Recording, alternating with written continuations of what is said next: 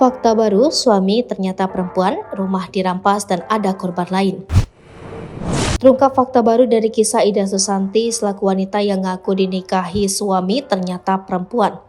Diketahui jika Ida Susanti menceritakan nasib pilunya dengan mengungkap fakta rumah yang ia miliki dirampas serta ada korban lain dari Nardinata Marsioni Suhaimi, sang suami yang ternyata perempuan. Ida Susanti mengungkap bahwa kala itu rumah yang diberikan oleh suaminya, Nardinata Marsioni, berlokasi di Pakuwon City, Taman Mutiara, kawasan Kejawan Putih Tambak, Mulyorejo, Kota Surabaya, dirampas tanpa sepengetahuan dirinya.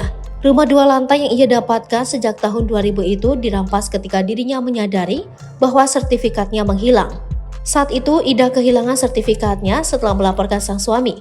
NMS ternyata perempuan karena telah menipu dan mengancamnya dengan kekerasan kepada pihak BPN. Usai melaporkan, Ida Susanti merasa kaget lantaran mendapat kabar rumahnya dijual secara sepihak. Ida Susanti mengatakan bahwa berbagai rekayasa identitas dan berkas-berkas soal pertanahan, NMS memperoleh sertifikat baru dari rumah tersebut dari BPN. Setelah itu, NMS menjual sertifikat rumah tersebut kepada keponakannya sendiri berinisial SS.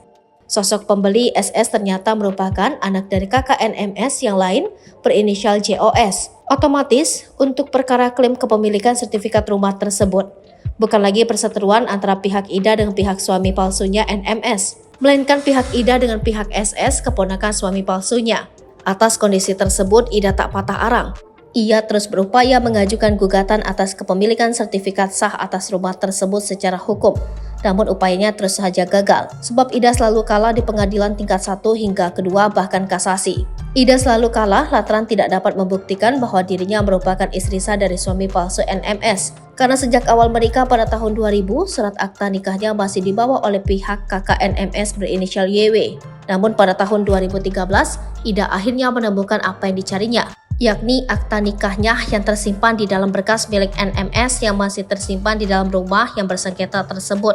Tak hanya itu saja, bersamaan dengan penemuan berkas penting tersebut, ia juga menemukan sebuah surat tanda perceraian dari perempuan lain yang menjadi korban penipuan NMS. Wanita bernasib malang itu berinisial EM, warga Balikpapan, Kaltim. Saat itulah ia mengetahui bahwa NMS ternyata sudah pernah menipu hingga menikahi wanita itu menggunakan nama dan identitas yang berbeda, yakni berinisial OY. Akta nikah yang berhasil ditemukan itu bakal menjadi senjata ampuh di hadapan majelis hakim untuk membuktikan bahwa Ida merupakan istri sah dari NMS, suami palsunya secara catatan hukum. Ida akhirnya kembali mengajukan gugatan peninjauan kembali masih di tahun yang sama.